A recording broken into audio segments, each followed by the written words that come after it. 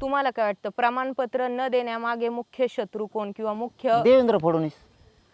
असं कसं म्हणता तुम्ही प्रत्येक गोष्टीला देवेंद्र फडणवीस? 2019च्या अगोदर जे मराठ्यांना 16% आरक्षण दिलं ते देवेंद्र फडणवीसांच्या सरकारने दिलं. महाविकास आघाडीत ते टिकलं नाही.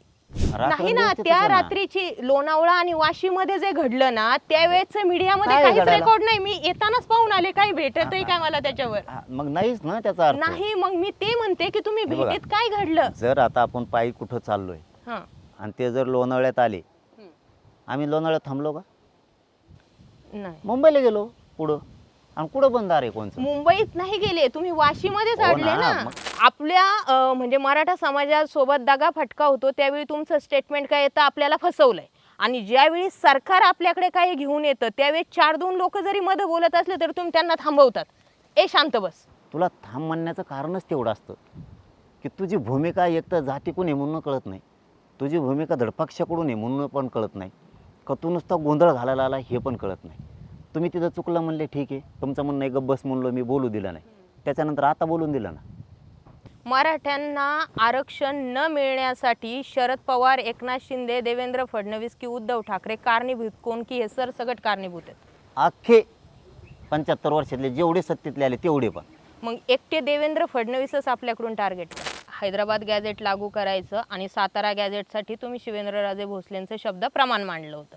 आता ज्या वेळेस ते सातारा गॅझेट अजून लागू झालेलं नाही आहे, या सगळ्या गोष्टींसाठी तुम्ही एकदाही शिवेंद्रराजेंचं नाव घेतलं नाही. या आणि तुमच्या समाजाला सांगा की हे गॅझेट का लागू झालेलं नाही आहे.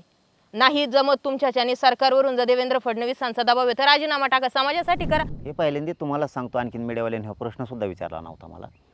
2दा त्यांना सांगितले, नंतर ते फोनच उचलीत नाही. तुम्हाला पहिल्यांदा एकनाथ शिंदेंनी तुमचं उपोषण सोडलं. तुम्ही एकनाथ शिंदेंना म्हणे हे आपले मराठ्यांचे नेते. नंतर उदय सामंत, नंतर प्रसाद लाड यांची एंट्री होती. तुम्हीच या लोकांना मोठं केलंय आणि आता ज्या वेळेस या लोकांकडून काहीच होत नाही तेव्हा तुम्हीच त्यांना लगेच खाली आपटवतायत. मनोज जरांगे पाटलांचा मुलगा लीलावती रुग्णालयात न पचणार आहे ना. तुम्ही जरी आता आंदोलन करून उपोषण करून आल्यानंतर छत्रपती संभाजीनगरमधील दवाखान्यात असतात आणि तुमचा मुलगा लीलावती रुग्णालयात. मी लीलावतील नेऊन नाही का, अमरावतील नेऊन दी. आणि नेणारच काय केलं, त्याच्या आयच्या का नवऱ्याने पैसे दिले का, कोणाच्या का बापाची का मुंबई? आणि काय मुंबई आमची सगळ्याची ताई. फडणवीस साहेब आमचे आहेत, शिंदे साहेब आमचे आहेत, अजितदादा आमचे आहेत, ताईन ते आमचे आहेत, वर्षे आमची. आम्ही जाणार त्याच्यावर, वर बसणार. तुम्ही अंजरतात, गोंजारतात आणि लगेच तोंडात मारून देतात. आणि मग नाही त्याच्यामुळे दिलं- लोकांना आहे ना आता काय झालंय, थोडं तुमच्यावरती जो ताळमेळ जो बिघडतोय ना तो याच्याचमुळे बिघडतो की तुम्ही आधी गोंजारतात त्यांना आणि मग पुन्हा त्यांच्याच तोंडात मारतात. झाले होते तुमची बी, आता आमचा म्हणून नाही का भाऊ. नमस्कार, मी विजया वामन. 29 ऑगस्टला पुन्हा मुंबईकडे कूच या टॅगलाईन खाली गेल्या अनेक दिवसांपासून बातम्या सुरू झाल्यात. इथली जी सगळी सूत्र हलणार आहेत ती अंतरवाली सराटीतून हलणार आहेत. मुद्दा असा आहे की ज्या वेळी मनोज जरांगे उपोषण करणार असा मुद्दा समोर येतो त्यानंतर अनेक मंत्र्यांचा ताफा मनोज जरांगेंकडे येतो.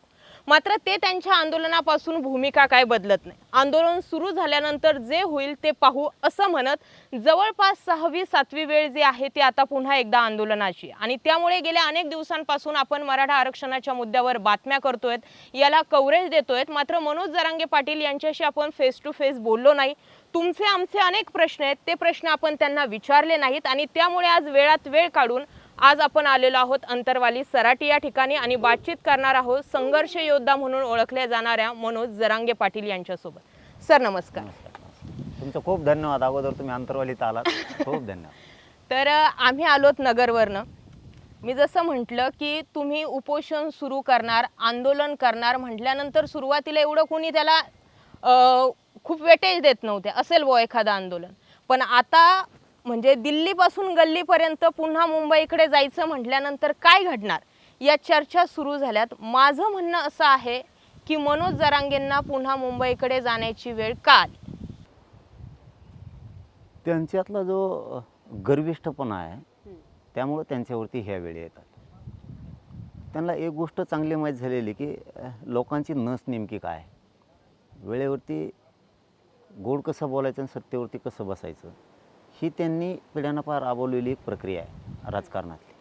पण त्यांना इतका गर्व चढला ना की आपलं कोणी काही करूच शकत नाही. आपण शेतकऱ्यांना पण फसवू शकतो, आपण लाडक्या बहिणीला पण फसवू शकतो, आपण कुठल्याही जातीच्या मायक्रो ओबीसीच्या लोकांनाही फसवू शकतो, आज तर त्यांनी सत्तेसाठी सरळ सरळ दलित मुस्लिमांचं सुद्धा पूर्ण कार्यक्रम करून टाकला.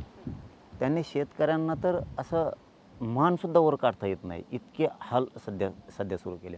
तीच परिस्थिती या राज्यात आदिवासींची सुद्धा आहे. यामुळं त्यांना काय झालं आहे की गर्व चढला आहे की आमचं कोणी काय करू शकत नाही. आणि मग आम्ही काय करत असतो, एखाद्या विषय थोडं नंतर मिळालं तरी चालेल, पण याची मस्ती उतरायची आधी आम्ही त्याच्यावर जास्त भर देतो. आणि ह्यावेळेस त्याची चांगली मस्ती जिरविणार आहे मी. बरं, ज्या मराठा आरक्षणाच्या मुद्द्यावर गेल्या 4-2 वर्षांपासून हे आंदोलन चिघळत चाललंय. प्रत्येक वेळी तुम्ही मुंबईत जातात, तुमच्या हातामध्ये एक कागद दिला जातो, तुम्ही सांगता आपल्या हातात GR पडलाय आणि आता हे आंदोलन इथे स्थगित करायचं. हा GR नेमकं पुढे जाऊन कुठून कसा बदलत गेलाय, मला याचं उत्तर खूप महत्त्वाचं वाटतं. नाही, GR नाही बदलला आणि कुठून कुठपर्यंत पण नाही आहे. काय असतं ताई, ही एक प्रक्रिया आहे. राज्यघटनेची ही प्रक्रिया आहे. तुम्ही कुठलंही आंदोलन करावं, तुम्ही कुठलीही मागणी करावी, पण ती कायदेशीर बाजूला आणि कायद्यात जर घ्यायची असेल तर तुम्हाला GR हे कंपल्सरी तो काढावाचा लागतो. आणि त्याच्याशिवाय अंमलबजावणी त्या विषयाची करायची कशी, म्हणजे विषय मराठा आरक्षण असो किंवा कुठला पण असू द्या, तुम्हाला GR काढल्याशिवाय पुढची प्रक्रिया करता येत नाही, अंमलबजावणी करता येत नाही. तुम्हाला मराठ्यांना जर आरक्षण पाहिजे तर मग GR नाही काढायचं तर काढायचं काय.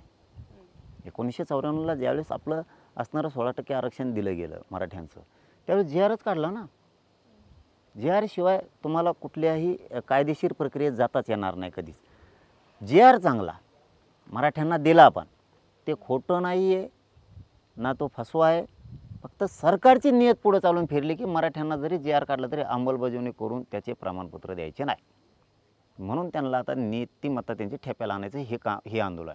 तुम्हाला काय वाटतं, प्रमाणपत्र न देण्यामागे मुख्य शत्रू कोण किंवा मुख्य? देवेंद्र फडणवीस. असं कसं म्हणता तुम्ही प्रत्येक गोष्टीला देवेंद्र फडणवीस? 2019च्या अगोदर जे मराठ्यांना 16% आरक्षण दिलं ते देवेंद्र फडणवीसांच्या सरकारने दिलं. महाविकास आघाडीत ते टिकलं नाही. हा मुद्दा होता. देवेंद्र फडणवीस सत्तेत आल्यापासून प्रत्येक वेळी ते तुमच्या पुढे हात जोडण्याचीच भूमिका घेत आहेत. आजपर्यंत एकदाही देवेंद्र फडणवीस तुम्हाला उद्देशून डायरेक्टली काहीच बोलण्याची हिंमत केली नाही.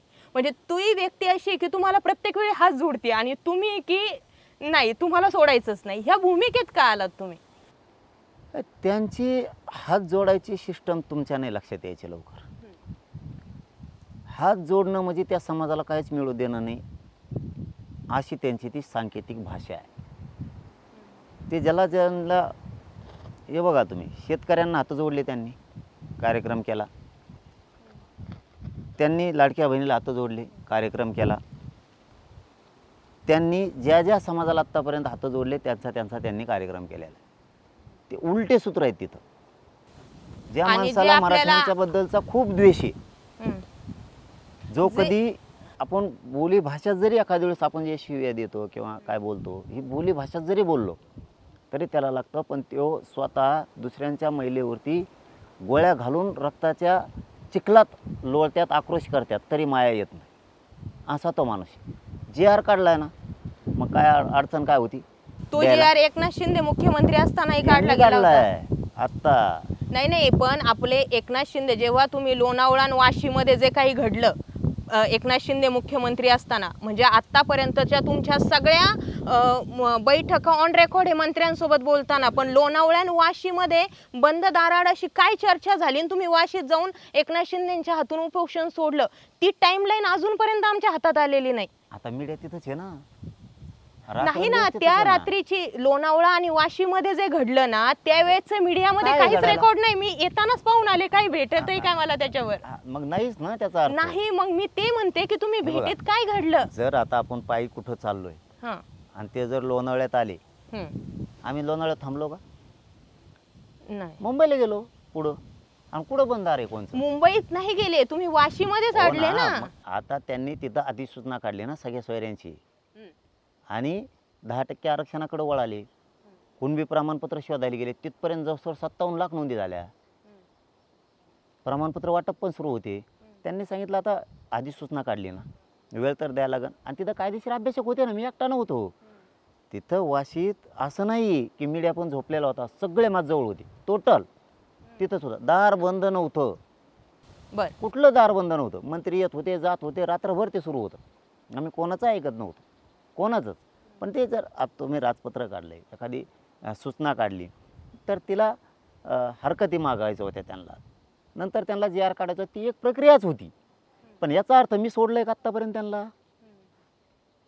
मग तिथं असण्याचं काय कारण? जरी वाशीत चर्चा झाली तरी आम्ही लोणावळ्याला तरी पण वाशीमध्ये गेलो होतोच आम्ही.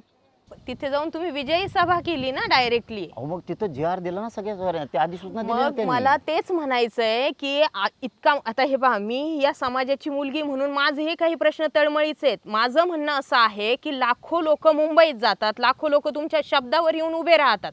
आता मुंबईत काय घडलं आझाद मैदानावर, जेव्हा शेवटच्या मिनिटाला राधाकृष्ण विखे पाटील असतील किंवा त्यांच्यासोबतचे लोक तुमच्याकडे जी आर घेऊन आले, तुम्ही आम्हाला ऑन रेकॉर्ड म्हणजे लोकांना ऑन रेकॉर्ड काय सांगितलं की यांनी सांगितलं यानंतर ह्या जी आर मध्ये काही बदल करायचा असेल तरी हे आपल्याला करून द्यायला तयार आहेत. काही 4-2 लोक खालची म्हणत होती की नाही याच्यात असं तसं झालंय, त्यामध्ये तुमचे वादावादी लक्षात आल्या. म्हणजे मला असं म्हणायचंय की ज्यावेळी आपल्या म्हणजे मराठा समाजासोबत दगा फटका होतो त्यावेळी तुमचं स्टेटमेंट काय येतं, आपल्याला फसवलंय. आणि ज्यावेळी सरकार आपल्याकडे काही घेऊन येतं त्यावेळी 4-2 लोक जरी मध्ये बोलत असले तर तुम्ही त्यांना थांबवतात, ए शांत बस.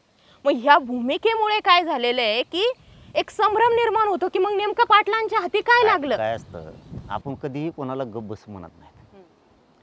तुम्ही वेळेवर मराठ्यांची बाजू घेताय का पक्षाची घेताय? कारण तुम्हाला 2-2 जागेवरती म्हशी सांभाळायच्या सवय लागल्या. तुम्हाला नेत्याच्या म्हशी सांभाळायच्या तिकडं, तुम्हाला हमेशा गटारात जाऊन ते म्हशी धुवायचे कामं लागलेले. तुम्ही समाजाच्या बाजूने कधी काही करत नाहीत. एकतर तुला थांब म्हणण्याचं कारणच तेवढं असतं की तुझी भूमिका एकतर जातीकडून आहे म्हणून कळत नाही, तुझी भूमिका धडपक्षाकडून आहे म्हणून पण कळत नाही, का तू नुसता गोंधळ घालायला आला हे पण कळत नाही. तुम्ही तिथं चुकलं म्हणले ठीक आहे, तुमचं म्हणणं आहे गब्बस म्हणलो मी बोलू दिलं नाही, त्याच्यानंतर आता बोलून दिलं ना. तुमचं म्हणणं आहे चुकला जे यार, 1 वर्ष झालं मी म्हणतो त्यात काय बदल करायचा सांगा, कम सांगा ना. तुम्ही सोशल मीडियात जाऊन तिकडे कशामुळे बोलता? एवढी तर लोकाला अक्कल आहे. तुम्हाला वाटत असेल तुम्ही 4 ते डबडे पुस्तकं वाचिता मग शहाणे नाही झालात तुम्ही. आम्ही सन्मान देतोय तुम्हाला की काय झालं सांग. तुम्ही आता हे एवढे बांधव घेताय सोबत आहेत तुमच्या, कॅमेरा बरोबर लागला का नाही तुम्ही पण विचारताय एकमेकाला. मी विचारतोय ना कॅमेरा, तुम्ही जसं विचारले तसं. आता तुम्ही हुकल्यावर म्हणणार कॅमेरा वाकडात लागला होता आणि तुला आधी विचारलं तवा बरोबर लागला आहे का नाही. तुला त्यावेळेस विचारलं ना की तिथं नाही ना तुला ऐकायला मिळालं, तिथं खवळलो ना. तुम्ही हॉस्पिटलला भेटायला आले मला सगळेजण, संभाजीनगरला मला दवाखान्यात आणल्यावर म्हणलं बघा दुरुस्त करायचं का, विचारा कोणाकोणाला विचारायचं, सुधारणा करायची त्यात. नाही म्हणले इतका छान जे आर निघाला म्हणे, असा जे आर निघणे नाही पुन्हा. आम्ही विचारून आलोत म्हणे सनदी अधिकाऱ्यांना मोठ्या, आमचा सनदी अधिकारी आहे. तुम्हीच बोलणार चांगला नाही. बरं मी आत्ता 16 तारखेला बोलिलं, वर्ष झालं म्हणलं आता खोटा जे आर आहे काय बदलायचं सांगा. लाईव्ह होतं का नाही? तुम्हाला मला दोषी ठरवायचं ना, मीडियासमोर ठरवा. भिकारड्यासारखं तिकडं मागं जाऊन बोंबलो नका, एका बापाच्या अवलाचं असल्यासारखं वागायचं शिकायचं. मला लोकात उघडं पाडा तिथं मीडियासमोर. मी तुम्हाला विचारतो काय बदल करायचा, कम सांगत नाही तुम्ही. आणि तिकडे जाऊन लगेच म्हणणार आमचं ऐकलंच नाही. आता इथं पटंगणाला बसतील ना तुम्हाला त्या मंडपमध्ये अंतरवालीच्या. आत्ताचा ताई विषय सांगतोय मी. का सांगत नाही तुम्ही काय बदल करायचा? इथून जाणार 100-200 किलोमीटरवर, मग तिकडं कोणते तरी ते डबडे 1-2 धरणार हाताखाली, ते लगेच आमका झालं तमका झालं. आणि इथं सांगायला काय झालं, इथं काय चिरत होते लोक मीडियासमोर. कारण ते काय होतं, मग मला ऑन रेकॉर्ड महत्त्वाचं वाटतं. ते रेकॉर्ड होतं, तुम्हाला विचारल्यावर सांगायचं नाही, तिकडे जायचं ना अजेंडा घ्यायचा काहीतरी पुन्हा बोलायला सुरू करायचं. त्यामुळे यांच्यावर भरोसाच नाही राहिला. आम्ही आमचं कसं असू, वाशिवून माघारी येऊ नाही लोणावळ्यातून येऊ, नाही आम्ही कुठून येऊ. तुम्ही 42 वर्षात काही नाही दिलं, आम्ही काही दिलं ना.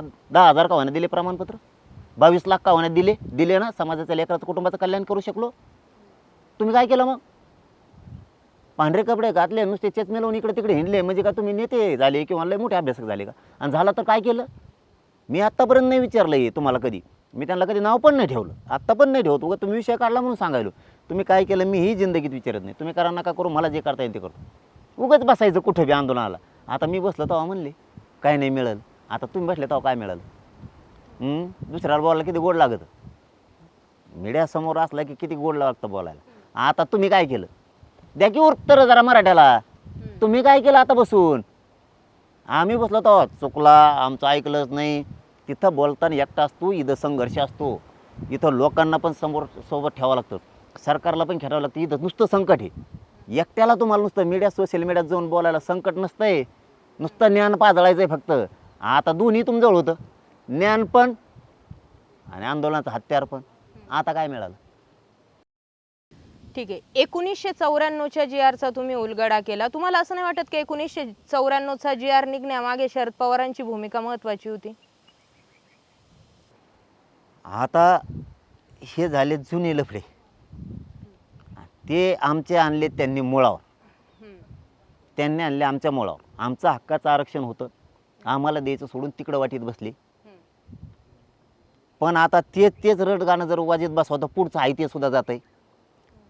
त्यांनी वाटोळं केलं म्हणून तर यांना आणलं ना, याचा अर्थ मग यांनी बी करावा असं होतो का? मराठ्यांना आरक्षण न मिळण्यासाठी शरद पवार, एकनाथ शिंदे, देवेंद्र फडणवीस की उद्धव ठाकरे कारणीभूत कोण की हे सरसकट कारणीभूत आहेत? अख्खे 75 वर्षातले जेवढे सत्तेतले आले तेवढे पण. मग एकटे देवेंद्र फडणवीसच आपल्याकडून टार्गेट का? मराठ्यांच्या प्रत्येक विषयात हस्तक्षेप करून मराठ्यांचं नुकसान कसं होईल ते जाणीवपूर्वक लक्ष ठेवून करतात म्हणून.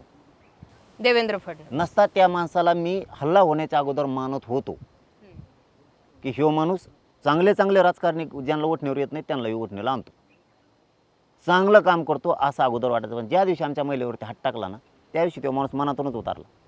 आम्ही बोली भाषेत आईला मायला म्हणल्या जर तुला लागतं तर आमची माय आमच्या डोळ्यात देखता रक्ताच्या चिखलात आक्रोश करत होती.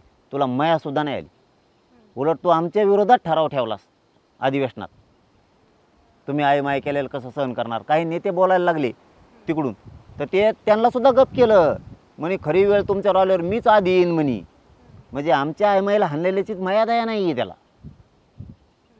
नसता याच्या अगोदर आमच्या मनात त्यांच्याविषयी प्रेम होतंच ना. त्यांचं आमचं शत्रुत असायचं कारण काय?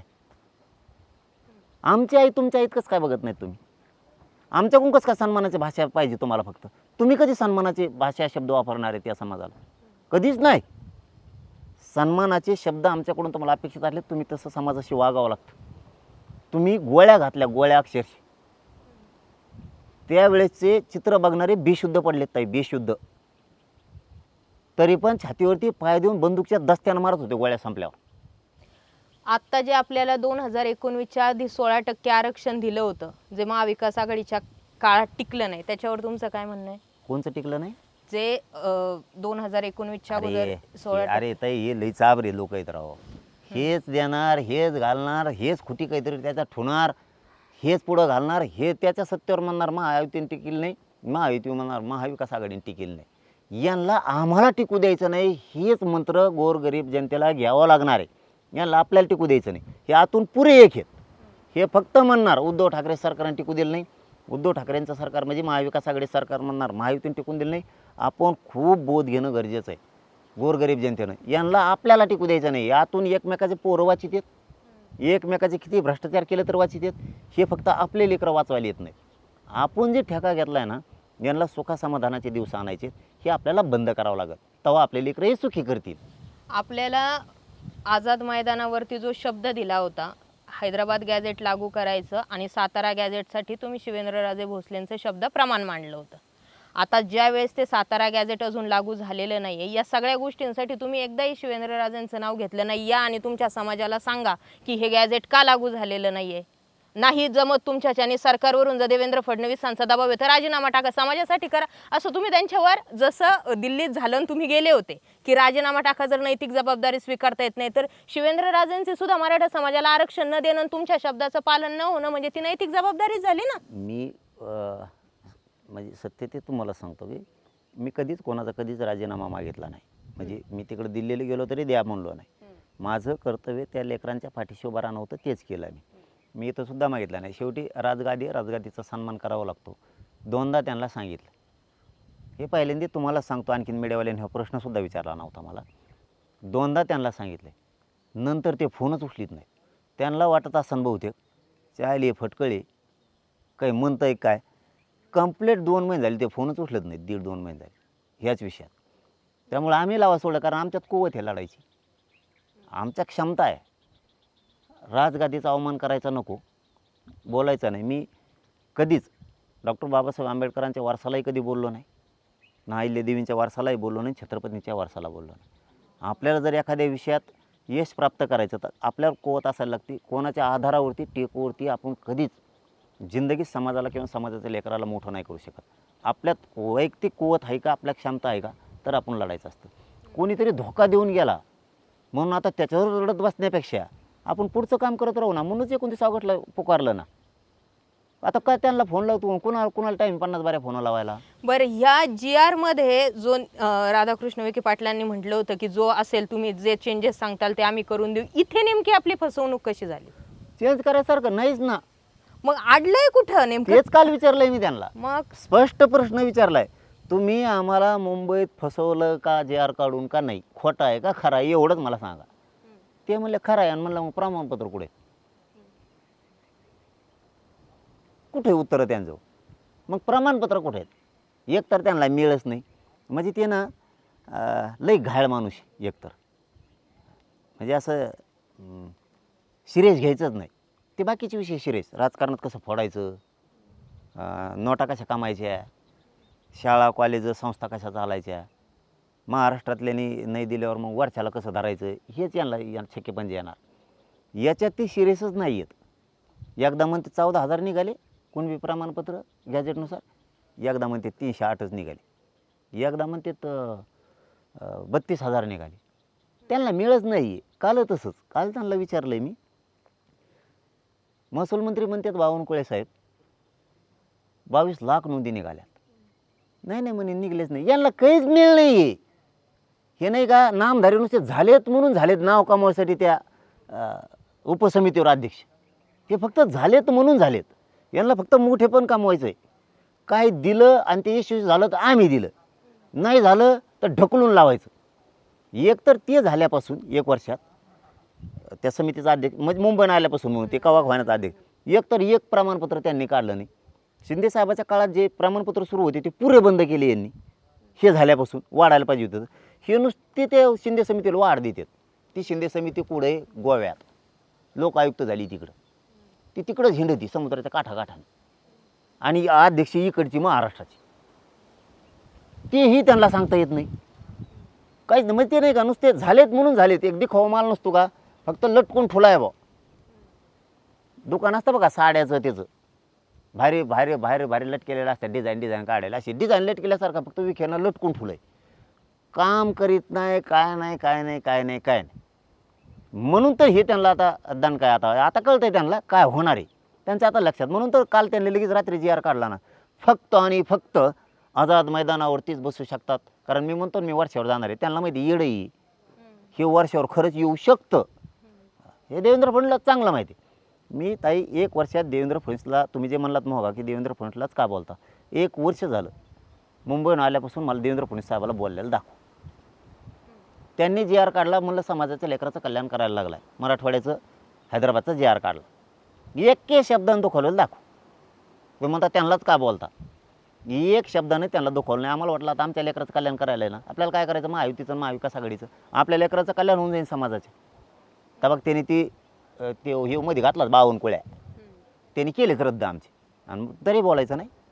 या सगळ्या आंदोलनामध्ये ज्या ज्या नेत्यांची नावं तुम्ही घेतायत, माझ्या माहितीप्रमाणे हे सगळे नेते तुम्ही मोठे केलेत. तुम्हाला पहिल्यांदा एकनाथ शिंदेंनी तुमचं उपोषण सोडलं. तुम्ही एकनाथ शिंदेंना म्हणे हे आपले मराठ्यांचे नेते. नंतर उदय सामंत किंवा इकडे राजेश टोपे असतील, किंवा आत्ताही जे आजूबाजूला तुमच्या सगळे भेटतायत, नंतर प्रसाद लाड यांची एंट्री होती.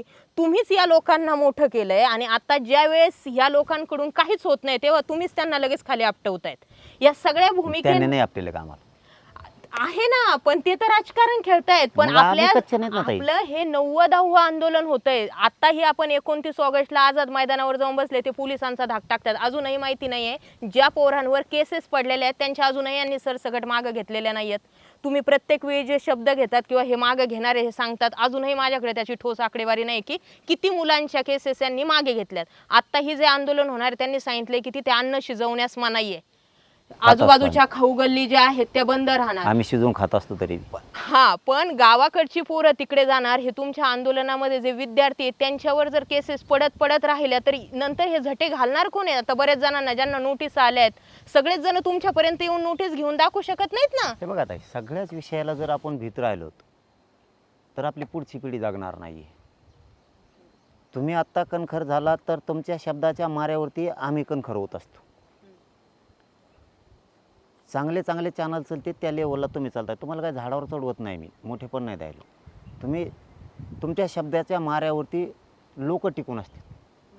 तुमचे आणि तुमच्यावरती तुम्हाला फॉलो करणारा वर्ग ह्यो टिकून असतो आणि तुमचा शब्दाचा मारा महाराष्ट्र चांगला बघतो की तुम्हाला रिस्पॉन्स किती मिळतो ते. तसं आपण एखादी गोष्टीत संघर्ष करायचा ठरवल्याच्या नंतर आपण कागदाला बघूनसुद्धा चालत नाही. आपल्याला पुढची पिढी पण टिकवायची. ती आपल्याला कणखरपणा करावं लागणार आहे, घ्यावं लागणार आहे. माझ्यावर 3-3 SIT. मग मी जर म्हणलो आता हे मराठी मोठे होतील, यांना प्रमाणपत्र मिळतील, मला किती खेट्या घालावं लागतात. माझा समाज उद्या संपलेला असेल. आम्हाला काही जणांना 6 कोटीत 10-5 हजार पोरांना केसेस अंगावर घ्यावंच लागणार आहेत. त्याच्याशिवाय समाज मोठा होणार नाही. आणि आपणच केसेस घ्यायला लागलो तर समाज सुख समाधानी करायचा नेमका कसा मग? ते आता मागे घेणार आहे मी. एक उद्देश सांगितला फक्त तुम्हाला. आपण नाही काही केलं तरी केसेस होणार आहेत. तुम्हाला दाखवून देतो मी कितीतरी अशी पोरं की ते शेतात येत माणसं तरी त्यांच्यावर गुन्हे दाखल झाले. आता शेतात असल्यावर काय संबंध आहे बा? मग त्या गावातल्याने सांगितलं हे बे होता टाक टाक नाव टाक त्याचं म्हणून असे सुद्धा काय पोरं गुतलेत. मग का भ्यायचं का? मी तर केस मागे घेणार आहे. मी तर सोडतच नाही त्यांना. ही निर्णायक आंदोलन करायला मी. आणि मी एखादा शब्द म्हणल्यावर तो कडीला नेतो. मी इथं मराठ्यांचा प्रश्न ठेवणार नाही. तुम्हाला शब्द आहे माझा, एकही ठेवणार नाही. आणि हे त्यांच्या पण डोक्यात आलं आहे आता. त्यामुळं आपल्याला लढावं लागेल. एखाद्या केस होणार पण आहे.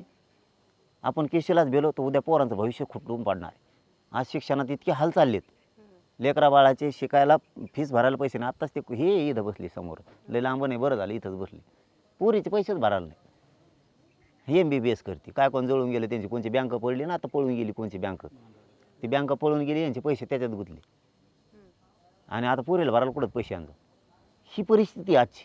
आपल्याला काही संकट अंगावर घ्यावंच लागणार आहेत. तेव्हा आपले पोरं पुरी पुढची पिढी पण सुधारणार आहे.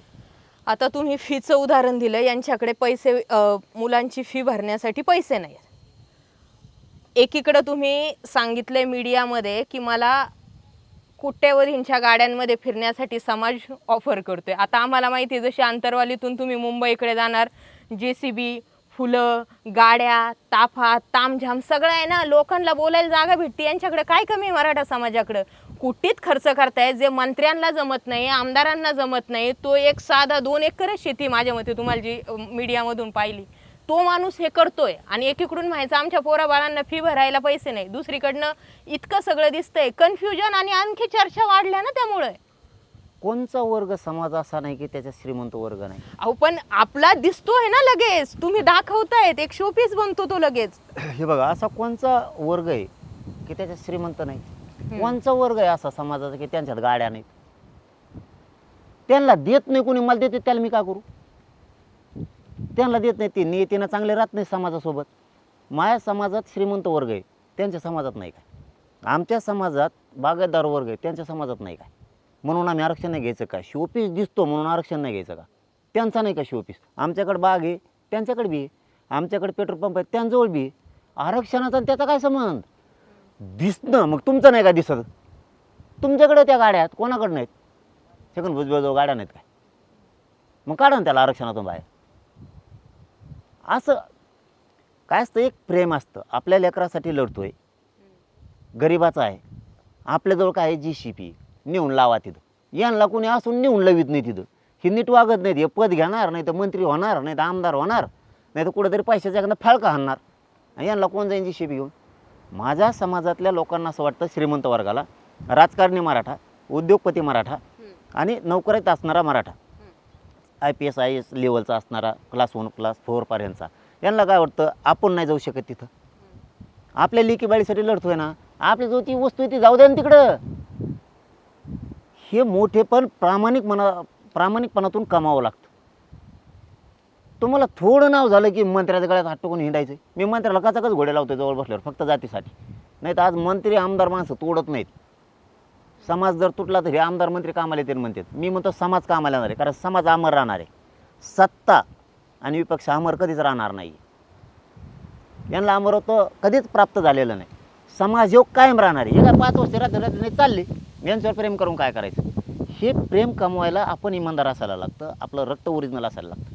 आणि ते मी समाजासाठी प्रामाणिक करतोय त्या जातीत जन्म. म्हणून ते आता गाड्या देतात. 2 कोटीची गाडी काय माहिती आहे काय? त्याला घेऊन जा म्हणतो, ती तिथं लावली तिने, मी काय करू त्याला? जे म्हणतं त्याला म्हणा तुला घेऊन जा. नाही तर मधल्या काळात चर्चा झाली, तुमचा मुलगा लीलावती रुग्णालयामध्ये आजारी असल्यामुळे उपचारासाठी तिथे होता. लीलावती रुग्णालय म्हणजे हायफाय लोकांचं. आपण फक्त टी व्हीवर बघतो अमिताभ बच्चन हे ते ते ते तिथे ॲडमिट आहेत. मनोज जरांगे पाटलांचा मुलगा लीलावती रुग्णालयात न पचणार आहे ना. तुम्ही जरी आता आंदोलन करून उपोषण करून आल्यानंतर छत्रपती संभाजीनगरमधील दवाखान्यात असतात आणि तुमचा मुलगा लीलावती रुग्णालयात, हे पण पचलं नाही. पण त्या म्हणणाऱ्याच्या मायाला त्याच्या मला एक सांगा ताई, 2.5 वर्ष मी आंदोलनात होतो. 8 दिवस पोरगं दवाखान्यात राहायचं, शहागडला, जालन्याला. मी घरी जात नव्हतो, उमऱ्याला शिवत पण नव्हतो. 8 दिवस दवाखान्यात राहायचं, 2 महिने तब्येत बरी राहायची, पुन्हा 2 महिन्यानं ॲडमिट करायला लागायचं. हेच मराठ्यांचे, हेच गोरीगरिबांचे लोक त्याला दवाखान्यात नेत होते. ते उलटायचा, जेवलेलं सारखं उलटायचा, त्याला ते पचत नसायचं. मग त्याच्या 2.5 वर्ष त्रास त्याने सहन केला. त्यावेळेस ते उलटून उलटून त्याच्या पोटाला आतून लाल झालं. म्हणणाराला त्यावेळेस ते लेकराच्या वेदना दिसल्या नाही का? इतकं लाल झालं की इथं कुठंच नीट व्हाय नाही. मग तुमच्यासारखे 10 लोक भेटले की तुम्ही लोकांच्या लेकरासाठी मुंबई दिल्लीपर्यंत जाता, त्यांच्या दवाखान्यातले पैसे 10-10, 11-11 लाख रुपये माफ करता इथून. आणि करतो मी आताच वडीगुद्रीची इथं म्हणून आमचे ओबीसीच्या एका बांधवाचे 11 लाख रुपये कमी केले. 1.5-2 वर्षाचं लेकरू होतं, त्याचं ते वालचा प्रॉब्लेम होता, तर कमी करायला लावले. ते मंगेश भाऊनीच कमी केले, चिवटे पाटलांनी. मी सांगितलं हे करायला लागतं कुठल्या परिस्थितीत. ही सत्यता आहे. मग मला तुमच्यासारखे 10-5 जण भेटल्यानंतर म्हणतात लोकांच्या लेकरासाठी पाळताय. लोक तुम्हाला असं म्हणते, मला म्हणले की लोकांच्या लेकरासाठी पळताय, तुमचं कामच आहे पळायला, पण तुमचं लेकरू एखाद्या मोठ्या दवाखान्यात नेलं नाही व काय माणूस आहे असं नाव ठेवते तुम्हाला. एखाद्या मोठ्या दवाखान्यात घेऊन जावा, त्याचं जर 8 आणि 15 दिवसात जर सारखं सारखं दुखत आहे ते नुसतं आरडतोय, ते आरडतो सारख्या त्या वेदना म्हणणाराला नाही दिसल्या का? तुमच्या लेकराबद्दल हीच भावना आहे का? माझ्या लेकराबद्दल तुमची का असावं? मी तुमच्या लेकरासाठी जर इतका तळमिळून झटतोय तर माझ्या लेकराबद्दल तुमची चांगली का भावना असू नये? मी लीलावतीला नेऊन दे, नाही का अमरावतीला नेऊन दे, आणि नेणारच काय गेलं त्याच्या आयच्या का नवऱ्याने पैसे दिले काय?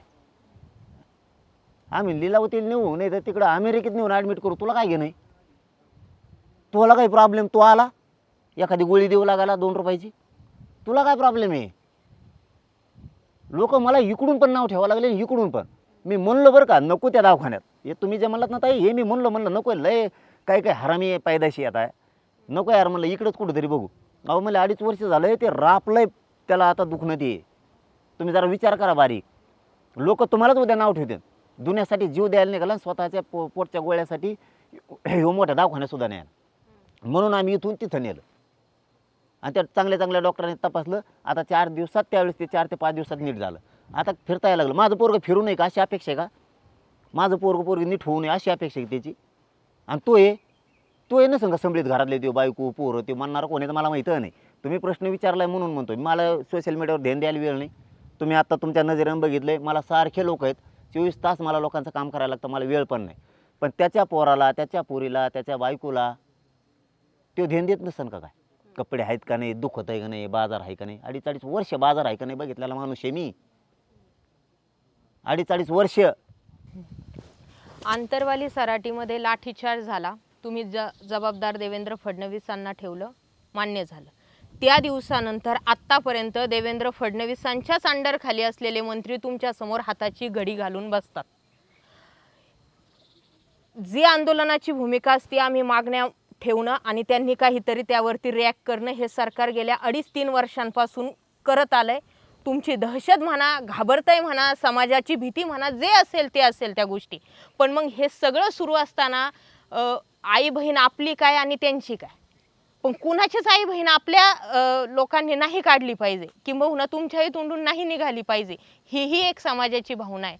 आता ती आपली भाषा असू शकते, पण आई त्यांची काय ना आपली काय एकच झाले ना. दिल्या तुम्ही, ज्या आत्ता घटना घडल्यानंतर तुम्ही त्याची माफी मागितली, पण मुद्दा असा आहे की आज तुमच्याकडे लाखो देवेंद्र फडणवीसांच्या वेळेस ते कधी माफी मागितली ते माझ्या पाहण्यात. बरं, मी कोणाच्या आईला बोललो?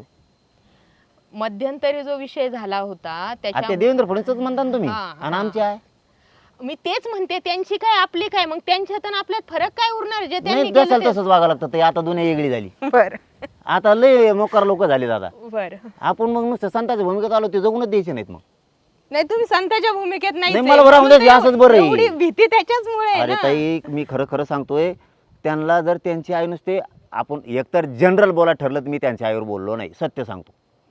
ती भाषा आहे, आपण न म्हणतो त्या मायला समजा वाईट नका वाटून देऊ, आज आपण बहीण भावंड आहेत सगळेजण, पण त्या मायला हिशीच आहे ना, तो बापाच्या मायला असं म्हणतो कोणी, तो बाप असं बापावर आईवरच प्रत्येक देशात तेच आहे बुवा.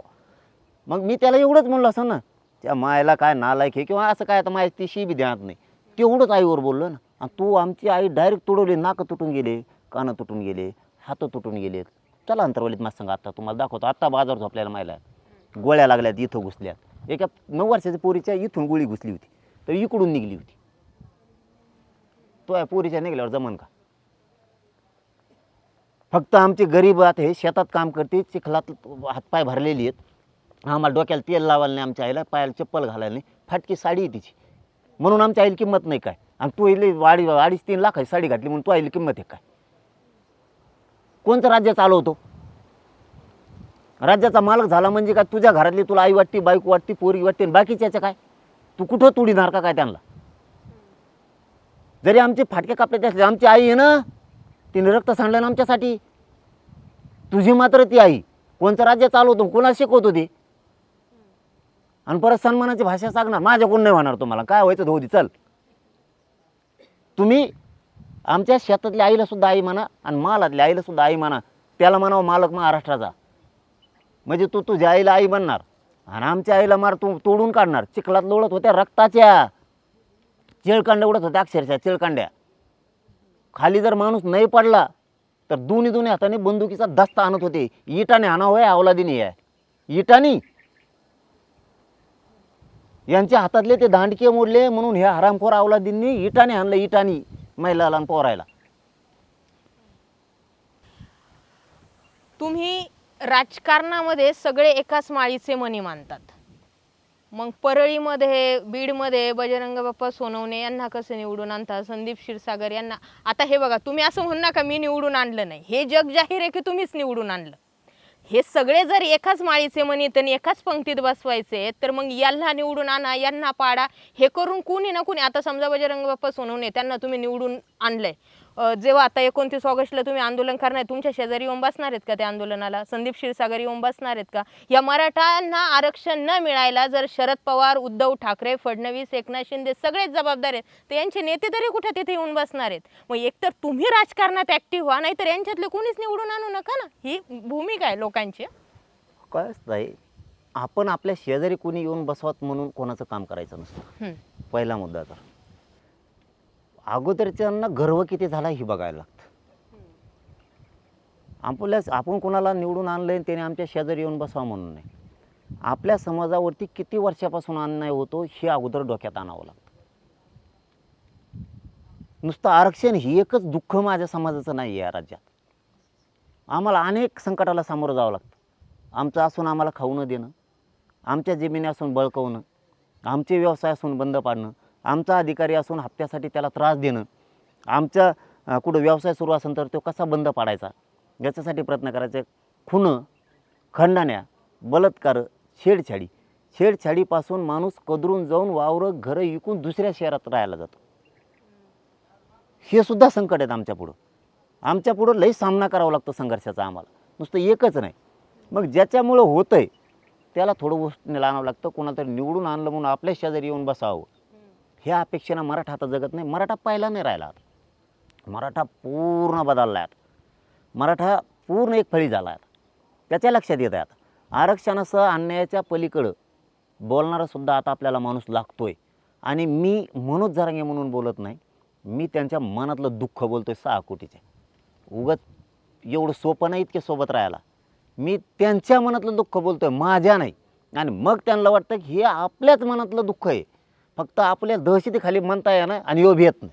आणि मी मोजित नाही यायला कोणाला. तुम्ही जे म्हणलात ना आता त्या गाड्या घालून बसते ते काय, हे माझं प्रामाणिकपणाचं फळ आहे. फक्त त्यांना माहिती आहे ते माझ्याजवळ माझ्यासमोर म्हणा किंवा ते मंत्री म्हणा किंवा सरकार म्हणा, ते तुम्ही ज्या भाषेत म्हणताय ते बसतेत, याचं मूळ कारण एकच आहे, फक्त मी त्यांना मॅनेज होत नाही. ते तिथं त्यांना हात टेकावं लागतात, नाही तर इतके बेकार आहे ती. आणि त्याला ते फडणवीसचं लईच आभार आहे. ते ना चालता फिरता उडून टाकीत, चालता फिरता. पण आपल्याला त्यांच्या टप्परच नाही कधी घ्यायची. त्यांना कोण लागते, आंदोलन बी करणारा पाहिजे, पण मग त्याचं ऐकणारा पण पाहिजे, सगळं गाभाळ हाणणारा बी पाहिजे, पदं मागणारा पाहिजे. आणि नेमकं मला ते लागत नाही. त्यांच्याकडं ताकदच नाही आहे मला विकत घ्यायची कोणाकडंच. आणि मी विकू पण शकत नाही. मला ना पद पाहिजे ना पैसे पाहिजे. मला समाज, आता तुम्ही मोगा म्हणल्यात त्या प्रश्नाकडं पुन्हा येतंच आपलं ऑटोमॅटिक.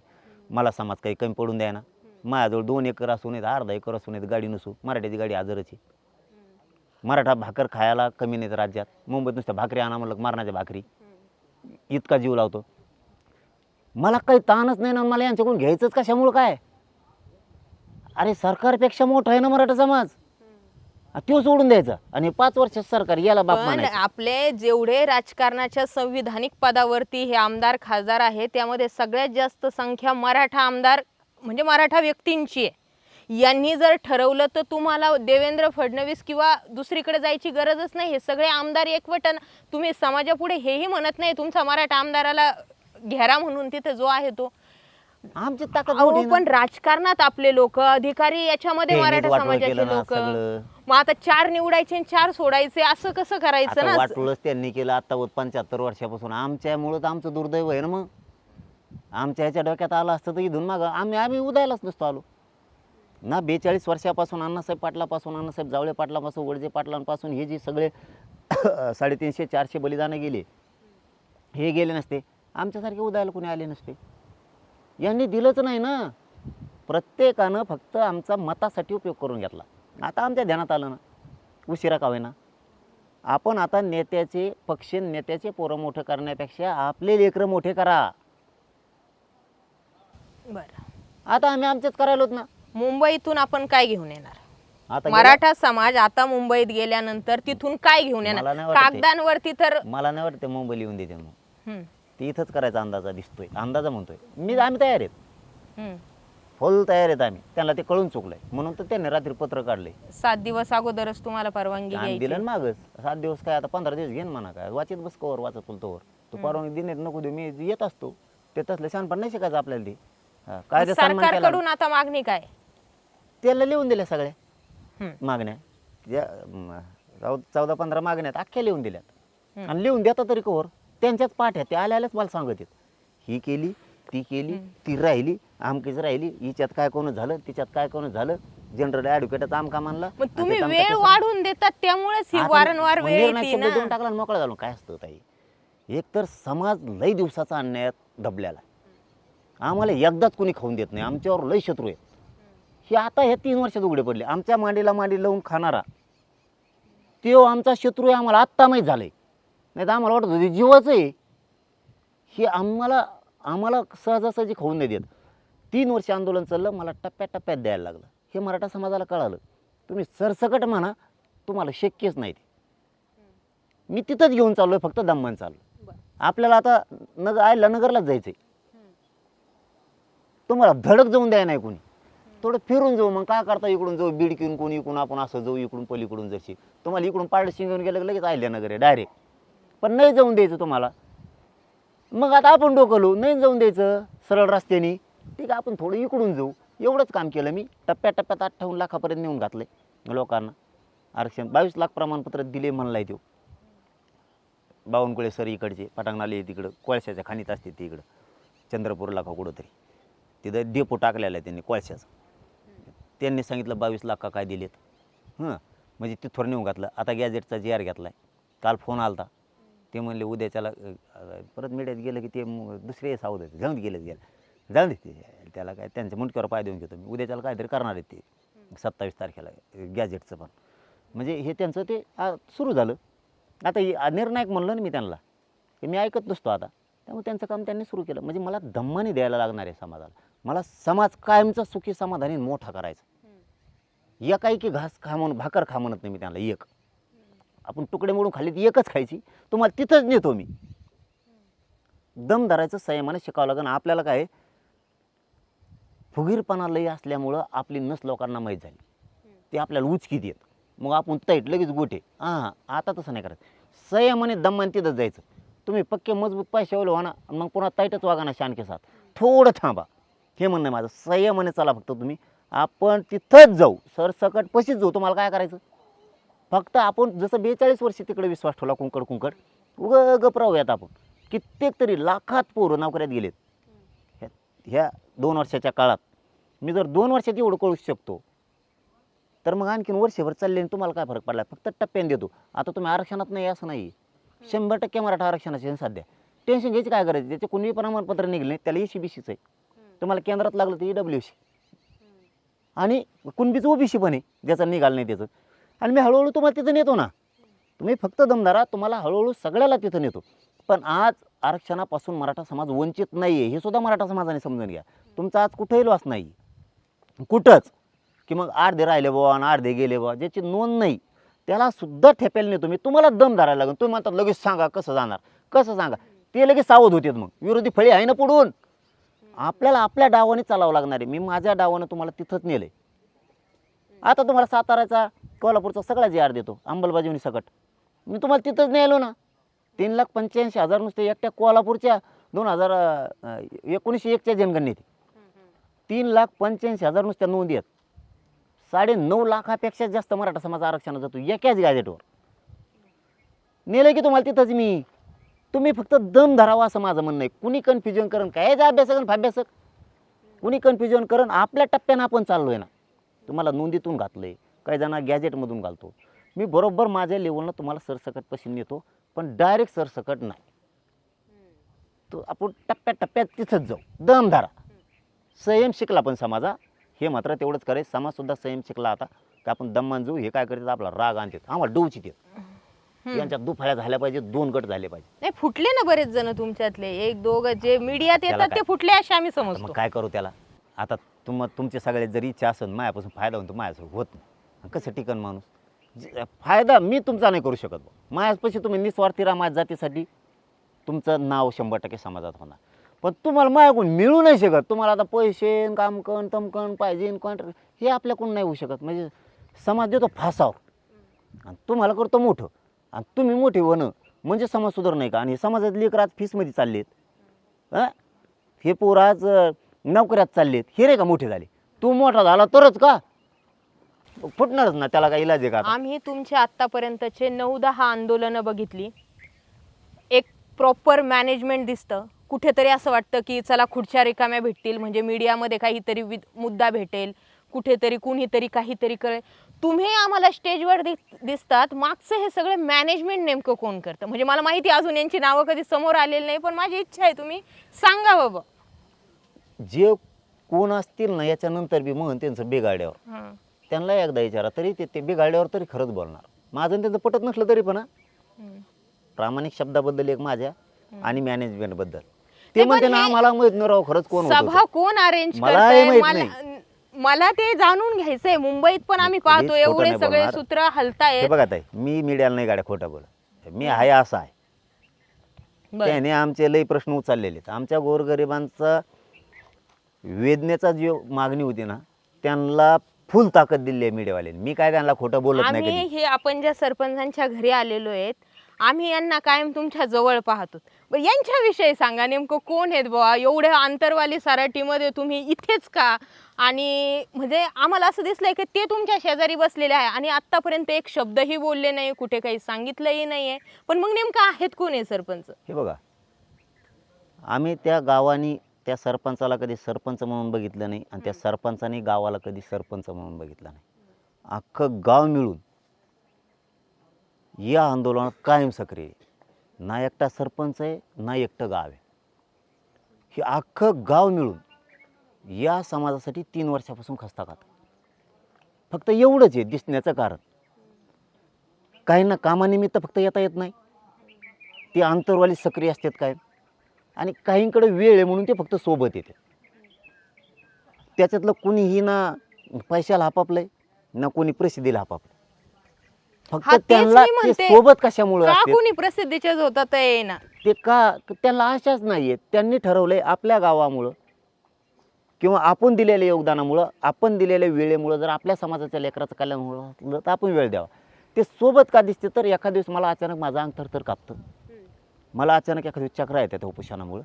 त्यांना काही गोष्टी त्यातल्या माहिती आहेत की पटकून डॉक्टरला बोलवायचं, काय करायचं आहे, म्हणून ते जास्त करून ते दिसतं. असं काय नुसते ते 2-4 दिसतात असं पण नाही, मी कुणीही तेच दिसतंय. विचारते, कोण कोण हे या मागे असे महत्वाचे नाही. असतात ना बा, हे अजिबात नाही नाही. फुटणार, अजिबात डावा नाही. हात उजवा हात याच्यात कोणीतरी. महत्वाचा घटक कोण असेल तर 6 कोटी मराठा समाज तो हातावर घेतो, डायरेक्ट तारीख दिली. सुरुवात इथून होती. आता बघा आम्ही आलो आंतरवाली सराटीमध्ये, लोक आम्हाला येताना असं वाटलं आपण एखाद्या आमदार खासदारांच्या घरी चाललो का, असं जनता दरबारासारखे लोक बाहेर, इतक्या मोठ्या गाड्या, तुमची सभा होणार मी म्हटलं गरीब तर- ताई, अहो लोक वावर मोकळे करतात, समाज कसं गरीब. शक्य आहे?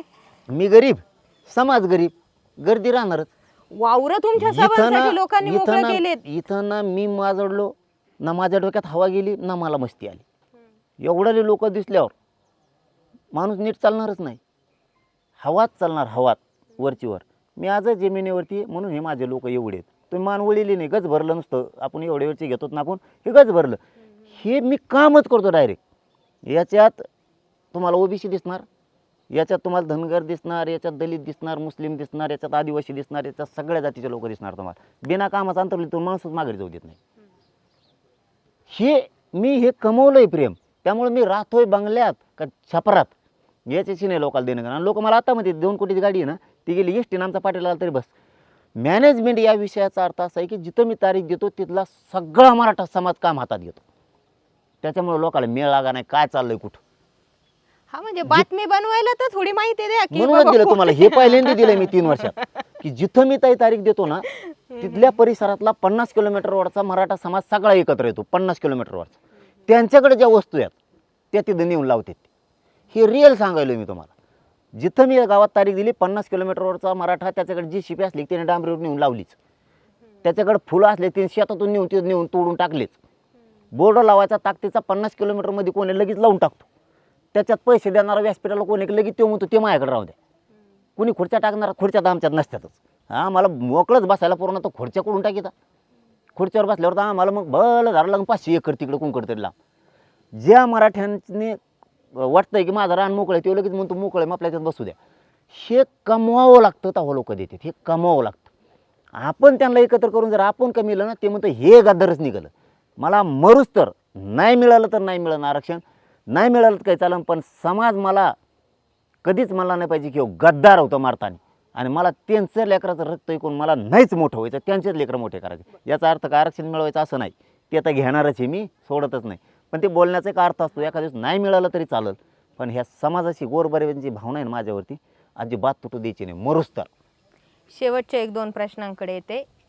नाही किती का म्हणते तुम्ही आता, कारण तुम्ही लय दिवसांना तुमचं बी लय वेळ पोरं सगळे सांगतात ह्या लय तुमचं खूप पॉझिटिव्ह चालू असतं गोरगरीब मराठ्यांच्या लेकरासाठी. आता जर तुम्ही कंटिन्यू समाजकारणात आहे, सेम प्रश्न, 1 रुपया तुम्ही कोणाचा घेत नाही, 1 रुपया कोणाला देत नाही, घराचा उदरनिर्वाह कसा चालतो तुमचा? मला 1-2 एकर आहे ना, मग मथार काम करतोय. ते काम करतं आम्हाला खायापुरतं येते. काय त्याला 7-8-10 पोते बाजरी झाली, 7-8-10 पोते गहू झाले की झालं आम्हाला खायला. आम्ही गरजा नाहीत ना, गरजा नाहीत. तेल मीठ असलं की भागलं आमचं. मला अर्ध्या भाकरीच पुढं लागत नाही. गरजा नाहीत ना, फिरायला जायचं बुवा, इकडं जायचं बुवा, हेच कपडे पाहिजेत बुवा, तेच कपडे पाहिजेत बुवा, आपल्याला तीच गाडी लागणार आहे बुवा. मग गरजा नाहीत ना. उलशी माणूस नाही का, थोडा नेता झाला, सामाजिक नेता झाला, काही एखादा संघटनेचा अध्यक्ष झाला का हवाच जातो. मग त्याला गरजा वाढल्या त्याचा अनेक गोष्ट वाढणार. मग मोबाईल भारी, पेन भारी, सगळं कपडे पण भारीच. आपल्याला गरजा नाही, आपण हाय असाच उठवतो. तुम्ही आलात तरी मी हायती म्हणून असं उठलं. मग उशी इकडून पाऊंडर लावा, थोडी इकडून लावा, असं काय उठला की बसला. गरजा नाहीत. माझ्या समाजाला हाय असा पाहिजे आणि मला ह्याच समाजाला मोठं करायचं आहे. मला यांच्यावर आनंद दिसू द्या ना. हे लाल दिव्याच्या गाडीत बसू द्या, तहसीलदार होऊ द्या, PSI होऊ द्या, कलेक्टर SP होऊ द्या, हे होऊ दे ना. मग आईस करीत बसतो मग यांचं करू वाटू. बरं यांना आईस करायला पाठवायचं, यांना येशीत बसवायचं. बरं. तिकडचे जे म्हणजे ओबीसी समाजाचे जे स्वयंघोषित नेते म्हणून समोर आले, त्यांचे काही वादग्रस्त व्हिडिओ व्हायरल होतात, कधी ऑडिओ क्लिप व्हायरल होतात, कधी ते दारू पिलेले आहेत अशा पद्धतीचे व्हिडिओज व्हायरल होतात. असं बरंच काय काय होतं. लोकांचे हे जुने व्हिडिओज व्हायरल होतात आणि त्यामध्ये तुमच्यावरती असा आरोप केला जात होता, म्हणजे कमेंट सेक्शनचा भाग येतो, किती खरं किती खोटं मला माहिती नाही, पण तुम्हाला कुठल्या गोष्टीचं व्यसन होतं का? आता तर नाहीच, पण होतं का? मग पहिल्यापासून खरंच सांगतो ताई, मी काय कशामुळे खोटं बोलायचं, मी लय फटकळे, मी लगेच हो म्हणून तुम्ही- मी दारू पित नाही. हम्म. आपल्याला काही व्यसन फिसन काय नाही, दारू नाही, फारू नाही, काय नाही, काय नाही, काय नाही, काय नाही. मग कशामुळे लोट घ्यायचं उगाच? आणि काय काय काय कशामुळे खोटं बोलायचं? आणि काऊन प्यायची? मी समाजात सोड म्हणतो आणि मी ढोसितो, आणि समाजात सोडली मग 60,000 पुढे आकडा चालला दारू सोडायचा आहे ना.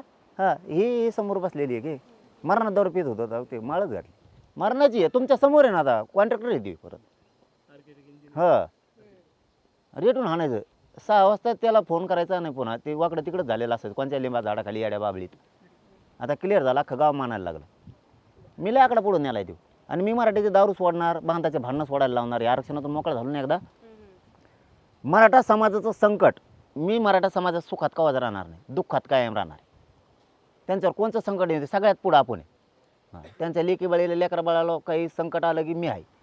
काय येऊ दे, संतोष भाई देशमुखांसारखं येऊ द्या, कोणचं येऊ द्या, जेला तर सडीणार, आणि कसला दादा येऊ दे परत. हां, त्याची खोडच मोडीणार आयुष्यातली. समाजाला कोणी जमिनीवरून त्रास देऊ द्या, कोणी नोकरी येऊन देऊ द्या, कोणी त्याची प्रॉपर्टी त्याच्या हक्काची त्यांच्या बापाची नाही आहे, कष्ट करून कमविलेले आहेत त्यांनी. हां, त्रास दिला का आपण आहेच. राजकारणी मराठ्याला बी त्रास देऊ दे, मी आहेच. हम्म. मी दुःखात काय नाही. माझा शेवटचा प्रश्न राहील. एकनाथ शिंदे मुख्यमंत्री असताना तुम्हाला भेटून गेले, आजपर्यंत देवेंद्र फडणवीसांवरती तुम्ही आरोप केले, देवेंद्र फडणवीसही कधी तुम्हाला भेटले नाही, तुम्हीही देवेंद्र फडणवीसांना भेटण्याची कधी इच्छा व्यक्त केलेली नाही आहे. पण जोपर्यंत देवेंद्र फडणवीस मुख्यमंत्री आहेत, त्यांनी आरक्षण दिलं तरी ते वाईटच, आणि नाही दिलं तरी ते वाईटच राहणार का? नाही नाही, दिल्यावर कसं काय वाईट राहणार? आता त्यांनी सांगितलं GR आम्ही काढला, हम्म. विखे पाटला नाही, मी मग त्यांचं म्हणणं आहे. नाही, राधाकृष्ण विखे पाटील तुमच्या बाबत कायम पॉझिटिव्ह राहिले. आम्हाला वाटलं होतं जेव्हा आझाद मैदानावर आंदोलन झालं, बाकीचे नेते ज्यांनी तुमचं उपोषण सोडलं ते पुन्हा फॉलोअप घेत राहिले नाही. ज्यावेळी तुमच्या GRवर प्रश्न निर्माण झाले, ज्यावेळी तुम्हाला फसवला असे बातम्या सुरू झाल्या, त्यानंतर माझ्या माहितीप्रमाणे 2 दिवसांनीच राधाकृष्ण विखे पाटील तुम्हाला येऊन भेटले. विखे पाटलावर लय विश्वास ठेवला होता आम्ही. हम्म. आणखीन पण आहे, नाही असं नाही, पण ते पाहिजे तसं काम नाही करत. आंदोलन सुरू झालं की फक्त ते जागे होते, आणि आंदोलन बंद झालं की पुन्हा शिंदे समिती काय करते, कुठं व्हॅलिटर राहिल्यात का. वंशवळ समितीचं मी सांगितलंय काल त्यांना, 1.5 महिना झालं ती बंद पडलेली. हम्म. आणि उपसमितीचे अध्यक्ष कोण आहे? विखे पाटील. आणि वंशवळ समितीची मुदत संपलेली माहिती आहे का? हम्म. माहिती घ्यावं लागेल म्हणले इथून गेल्यावर. आणि मग काय चाललं, उपसमितीचा अध्यक्ष आला तुम्ही. हम्म. हम्म. मग ती काल GR काढला. शिंदे समितीची मुदत वाढ संपलेली त्यांना माहीतच नव्हती, 2.5 महिने. आणि मग तुम्ही ज्या विषयाची उपसमिती, आमची भावना काय त्यांच्याबद्दलची, आज विखे पाटलाबद्दल वाईट नाही, इथून पुढं व्हायला त्यांनी बदलावं असं आमचं म्हणणं आहे. की त्यांनी काय करावं, उपसमितीचे आपण अध्यक्ष आहेत, मराठा समाजाच्या कोणत्या मागण्या आहेत, आपण OBCचा GR काढला आहे, सवलती लागू झाल्यात का, फॉलोअप घेतला पाहिजे त्यांनी. मग चंद्रकांत पाटलाच्या विभागानं फॉर्म त्याचं परिपत्रक काढलं का, कृषीने काढलं का, दादा भुसेंच्या मंत्रालयाने काढलं का, ते आपल्या हसन मुश्रीफांच्या मंत्रालयाने काढलं का. आपण OBCच्या सवलती आणि सोयी सुविधा मराठ्यांना लागू केल्यात.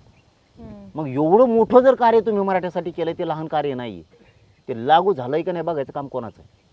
तुम्हाला मी काल इथं सांगत होतो, मग तुम्ही पळापळी सुरू करता. तुम्ही उपसमितीचा अध्यक्ष मग का नुसते तुम्हाला तिथे भावली चिटकी लावून ठेवलं का नुसतं? झालं चांगलं, वा वा वा चांगलं झालं, नाही झालं तर मग लई प्रयत्न केले वा पण झालंच नाही, हे नकोय. तुम्ही असा जोर देऊन काम करायला पाहिजे त्याच्यावर. की शिंदे समिती चला नोंदी शोधा, व्हॅलिट कोणाचं राहिलं चला द्या, कुणी प्रमाणपत्राला अर्ज कुणी केलेत आणि चल दे प्रमाणपत्र दे, हे काम तुम्ही ताबडतोब करायला पाहिजेत. पण आणि आता सरकार चालवायचंय ना, डायरेक्ट आणलं दिलं तर सरकार चालवतं, इकडे काय राहिले ह्याला फड्यात आमच्या. पण तुम्ही त्यांच्याकडेच जाऊ राहिलेत ना, त्यांच्याशिवाय प्रश्न कोण सोडवणार आहे? अरे मग मध्ये येऊ नका ना तुम्ही. तुम्हाला उपसमितीचा अध्यक्ष व्हायचं, सरकार चालायचं, मराठी संघ पाहिजेत, मराठीचं मतदान पाहिजे, तुम्हाला निवडून यायचं. गोबीच्या मतदारावर निवडून येता का मग तुम्ही सगळे? मग निवडून आणायला पण याच्यात एकच जण नाही ना, सगळेच आले. उदय सामंत आले, तुमच्या शेजारी बसलेले प्रसाद लाड आले. जबाबदारी फिक्स केली. हे बघा, मराठ्यांचे प्रश्न सोडवण्याचा राईट कोणाला दिलाय? विखे पाटला. बरोबर, तुमचं काम आहे ना सरकारकडून करून घेणं. तुम्ही काय इतकं बियड नका समजा आम्हाला रानात बसतो आम्ही माझी. आम्हाला ते सगळं कळतंय म्हणा. तुम्हाला हे बोलायचं पण नव्हतं आम्हाला, पण तुमच्यात बदल व्हावा म्हणून आम्ही बोलायला लागलो. उपसमितीचा अध्यक्ष म्हणल्याच्या नंतर सारथीच्या कोणत्या योजना बंद पडल्यात? NMHचा काय विषय? कमिशनवरती थांबली. पंजाबराव देशमुखांचे 2.5 वर्षापासूनचे पैसे खरंच थांबलेत का? उपसमितीचं काम नाही प्रस्ताव पाठवणं. उपसमितीनं व्याज परतावे किती झाले? देवेंद्र फडणवीसांनी ठरवलं की मराठा समाज व्यावसायिक झाला पाहिजे, उद्योगाकडे गेला पाहिजे. फायली दिल्या, 2-2 वर्ष झाली त्यांचे व्याज परतावे नाहीत. वावर ऐकायचे का आता? कोणता उद्योजक बनवायचा आहे तुम्हाला? हे तुमचं काम नाही का? विखे पाटलांचं काम नाही का? किती केसेस राहिल्यात, कशामुळे राहिल्यात? आपण शब्द दिला आणि त्यांना आता हे काम नाही तुमचं. अरे बाबा, हे विखे पाटलांनी त्या मुंबईत शब्द दिला होता की 1 महिन्यात 17 संस्थांचं गॅझेटियर देतो. 1 वर्ष होऊन उद्या 29 तारखेला 1 वर्ष. मी काल विचार, शिवेंद्र राजे पण होते त्या मुद्द्यात. अरे पण उपसमितीचा मुख्य हो, माणूस हो, कोण हो, आहे? बरोबर, राईट, बरोबर. तुमच्याकडे आहेत सगळे अधिकार, तुम्हाला दिलेत कॅबिनेटनं. कॅबिनेटने मंजुरी दिल्याशिवाय उपसमित्या दोघाच्या गटी झालेल्या नाही आहेत, ओबीसीचे पण आणि मराठ्यांचे पण. त्यांचा बघा बरं ते बावनकुळ्या कसा करतोय, ते झोपत नाही. ते आता कालच नाकावर टिचून म्हणलाय तो विखेंच्या की आता आमच्याकडे काही ओबीसींचे अमके अमके आलेले आहेत, ते काळजी करू नका, मी काळजीपूर्वक बघतो आणि ते काळजीपूर्वक कडीला नेतो. कालच मला 3 निवेदन आले आणि मी ते करणार आहे म्हणलाय तो मीडियात. आमचं दुःख नाही, तू कर. आमचा झोपला का? आमचा का करतो? आम्हाला उपसमिती आहे ना, त्याला जेवढे अधिकार आहेत तेवढे तुला पण येत ना बाबा, तू पण कर. नाव कमावलं मराठ्यात. आणि फडणवीसांना कोण बोललं वर्षात? एक शब्दांनी नाही दुखवलं. हे आता झालं फक्त सुरू, हे बावनकुळे हे मध्येच खूपच आलं. नाही तर फडणवीसचं आमचं चांगलं चाललं होतं. आता वर्षभर दिलं हिचकून. ते शिंदेचं माझं चांगलं होतं, 2-3 वर्ष मी एक शब्द बोललो नाही. हे शिरसाठ्या मध्येच आला, दिलं घुसळं घालून, झाला मोकळा. ते शिंदेचं आमचंच झुपला. आता ह्यो झाला मोकळा, इकडं मंत्री होऊन निवांत झोपवतो. आता कवा बी लुंगीवरच असतो. जस का तिकडं कॅनडातला आणलेला आहे, इकडचा कुडाला तरी आहे ते लुंगीवरचे असते ना, कोंकण अर्धा भांडारा लावलेले आडे. आता पाडा इकडं, ते शिंदे फुल तिकडे टेन्शन मध्ये येऊन दिली काढी लू, म्हणजे न रद्द होणारे. आत्ताच उदाहरण सांगतो तुम्हाला मी, ते कुठे इकडे की फेकते धुणं हे काम हे कळा ना का फडणवीस याला विखेंना कळत नाही. हे कळत नाही की विखेला ही पोरगी सुवर्ण विठ्ठल सरोवर हिची व्हॅलिडिटी झाली. ही व्हॅलिडिटी कॅमेरा देते ना, ही व्हॅलिडिटी. ही तिचा भाऊ आहे कृष्णा साहेबराव सरोवर नाकारले. कळत नाही विखेले काय आहे पोरांची वाट. मग तुम्ही आता त्याला आड भाऊ मरमर करताय, ठीक आहे. आता वर ऐकतच नसते तर काय होणार त्या मरमरीचा उपयोग? जर ह्या परिस्थिती आहेत मग विखे पाटील काय करते? तर बरीच प्रश्न होती. खरं तर आपणही हा विषय गेल्या 2-2.5 वर्षांपासून या विषयाचा फॉलोअप घेतोय. प्रत्येक सभा कुठे झाली, त्या सभेमध्ये काय घडलं, GR कुठले आले, सरकारकडून शब्द काय दिले गेले. मात्र सरकारला सरकार चालवायचं असतं आणि ते आश्वासनावर, छक्क्या पंजांवर चालतं. आणि मनोज जरांगे पाटील त्यांना असे भेटलेत की जिथे विषय थोडासा वेगळा जाणवतोय ते तिथे आंदोलनाच्याच बाजूने उतरताना दिसत आहेत. त्यामुळे मुंबईकडे मनोज जरांगेंना जाण्याची वेळच येणार नाही, इथपर्यंत हालचाली सध्या सरकारमध्ये सुरू आहेत. असे अनेक प्रश्न होते जे तुमच्या आमच्या मनात होते किंवा ट्रोलिंगचा भाग होता, ते आपण सगळे विचारलेत. त्यांनीही आपल्याला स्पष्टपणे ते सांगितलेले आहेत. मॅनेज न होणारा व्यक्ती म्हणून आत्तापर्यंत मनोज जरांगे पाटील हे मैदानात आहेत आणि म्हणून कदाचित समाजही त्यांच्या पाठीशी उभा आहे. आता मराठा समाजाच्या हाती या आंदोलनानंतर किंवा आंदोलन होण्या अगोदर नेमकं काय पडतंय हे आपण सगळेजण पाहणारच आहोत. तुम्ही गेल्या अनेक वर्षांपासून या विषयाचा पाठपुरावा करतायत, उपोषण करतायत. तुमची समाजाप्रती जे देण्याची भावना आहे ती सगळ्यांना दिसतेय. अपेक्षा फक्त एवढीच आहे की यावेळी तरी मराठा समाजाच्या हाती काहीतरी पडावं. सांगतो तुम्हाला, हे बघा मी पुन्हा त्या शब्दावरती येतो की आम्ही पण बघतो तुम्हाला, नाही असं नाही. तुमचा फॉलोअर मोठा आहे, तुमच्या शब्दाच्या माऱ्यामुळे जसे लोक होतात तसं माझं पण तसंच आहे की मी समाजाला ज्या वेळेस बोलतो त्यावेळेस काही ना काहीतरी दिलं, काही ना काहीतरी. मुंबईत गेलो मोकळा आलो नाही, GR घेऊन आलो. GR शिवाय मराठ्यांचे प्रमाणपत्र नाही निघू शकत. तुम्ही जर एखादी जमीन घेतली तर त्या तुमच्या जमिनीचं तुमचा 7-12 तुम्हाला जर करायचं असेल त्याला फेर वाढायला द्यावं लागतं. तसं मी थोडक्यात मराठ्यांना पाणी आहे, विहीर आहे आणि पडक जमीन घेऊन दिली थोडक्यात. आता कव्हा नीट करा आणि बागायती करा. मी GR काढून दिलाय, प्रमाणपत्र कधीही काढू शकतात. तसं 58 लाख नोंदी पण दिल्या. आता 17 संस्थान कोल्हापूर पण तुम्हाला देतो. सगळ्या केसेस घेणार आहे, सगळं केसेसपासून सगळं मागे घेणार आहे. मी ह्या 29 ऑगस्टच्या आंदोलनात एकही प्रश्न मागे ठेवणार नाही. आणि मराठ्यांना पण ती खात्री, हे आपलं पोरग आहे, हे सोडणार नाही. पण त्यांच्या डोक्यात त्यांनी एक शब्द पक्का कोरलेला आहे मराठ्यांनी, ही जी मला दम्माने घेऊ पण तिथंच जाऊ, हे पाळलं मराठ्यांनी. म्हणून मी मराठ्याला सांगतो दम्माने चला, संयमाने या, तुम्हाला सरसकट कडच नेतोय. बोलणाराकडे लक्ष देऊ नका. आणि आता 29 ऑगस्टला बघा तुम्ही, आता मी हे पहिल्यांदा सांगतोय तुम्हाला सुद्धा ह्या चॅनलला की 29लाच या असं बी काय नाही. पुढची लय मोठी तयारी आहे. ह्या शब्दाचा अर्थ समजून घ्या. हां, तुम्ही 30ला या, 31ला या, 1, 2, 3, 5, 10, 20 तारखेपोत आंतरवालीला आलं तरी चालतं. 29लाच या असं काय नाही. 29ला आज लई गर्दी केली तर असं असं काय नाही. याचा अर्थ 29ला येऊ नका असं म्हणत नाही, गैरसमज जाईल. तुम्ही टप्प्याटप्प्याने तुम्हाला जशी सवड असेल तसं आलं तरी चालतंय, कारण ही सभा नाही. सभेला जर 29 ऑगस्ट तारीख दिली तर पुराच मराठा समाज एकत्र यावं लागतो, कारण दुसऱ्या दिवशी काही नसतं. हे उपोषण आहे. तुम्ही रोज आले तरी चालतंय, असं काहीच नाही की 29लाच सगळ्या मराठ्यांनी यावं. हे म्हणण्याच्या पाठीमागं माझा वेगळा उद्देश. ती मी 29 तारखेला सांगणार आहे का उद्देश. पण आपल्याला पुढची लय मोठी तयारी करायची. वेळ आली तर मुंबईला जाणार आहे, हो, हटणार नाही. त्यामुळे यावेळेस ताई 100% सांगतो, मी मराठ्याला पुरं देणार आहे. हां, बोलणाराला म्हणा तुमच्या आयुष्यात तुम्ही काही केलं नाही, उगा गप मारा घरात, मी काही ना काहीतरी दिलंय, गर्व बाळगा. आणि सन्मानपूर्वक एक सांगतो पुन्हा ताईच्या समोरच बोलणारायला बी, तुमचं स्वप्न मी साकार करतोय घरात बसल्या बसल्या, तेवढाच आनंद व्यक्त करा. तुम्हाला आयुष्यात तर काही नाही करता आलं. तुम्ही तुमच्याकडून ज्या आम्हाला 42 वर्षात अपेक्षा होत्या त्या नाही दिल्या. तुम्ही मोठं मन दाखवा. शेवटी तुमच्या चॅनलवरच अपेक्षा व्यक्त करतो. आता त्यांनी मानून घ्यायचं का नाही त्यांनी ठरवावं. पण तुम्ही ना असं म्हणावं, आता आईला आपण लय लढलोत गड्या, आता आईला म्हणलं मी हिशी नाही, ही आपली बोली भाषा आहे, देवेंद्र फडणवीस वाटून मला काही म्हणला काय नाही. नाही, जे आहे ते तुम्ही असं मनात म्हणावं, मायला आपल्याला नाही जमलं गाड्यानं, पण आपलंच पोरग आहे करतंय ना, चला आपण त्याच्या मागं उभा राहू. एवढं तरी करा कमीत कमी. सन्मान देते समाज तुम्हाला. तुम्ही उगाच बोलून तोंडाची वाफ जिरू नका तिकडे जाऊन की हेच भेटलं नाही तेच भेटलं नाही. जे भेटलं नाही ते मी भेटून देणार आहे. आज नाही भेटलं तर उद्या होईल. यंदा पहिल्यांदा पेरलं नाही उगलं म्हणून का दुसऱ्या बारीने दुबार पेरणी करायची नाही काय? शिकवांचे धंदे शिकवायला तुम्ही माझ्या समाजाला. तुम्ही समाजाचे बुद्धिजीवी लोक आहेत. तुम्ही समाजाचे अभ्यासक म्हणून कणा आहेत समाजाचा. तुम्ही जीव असताय. आम्ही आडाणी आडमधोडमसुद्धा असतो. एका रेषेत रस्त्यानं कसं न्यायचं ही जबाबदारी आपल्यातल्या ज्येष्ठत्वाची असते. मग तुम्ही जरा डोके ठेप्याला आणा ना की तुम्ही समाजाला असं शिकवायलात, मोर्चा निघाला आजच मिळालं पाहिजे. समाजाला तोच नाद लागा लागला, आज कसं का नाही मिळालं, मग दुसऱ्या पाहिजे नको. काही ना काहीतरी मिळून द्यायला ना. एकदा पेरल्यावर नाही उगलं तर पुन्हा पेरू. आज फसवलं तर पुन्हा ठेप्याला आणू.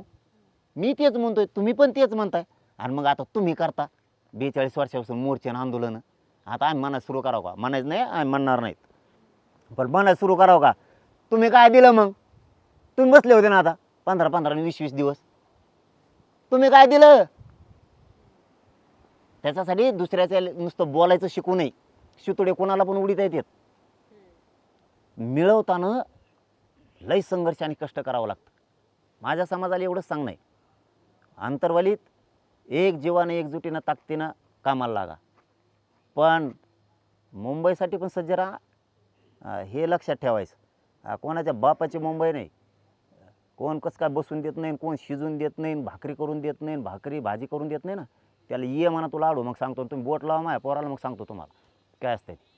कोणाच्या का बापाची का मुंबई? आणि काय मुंबई आमची सगळ्याची ताई.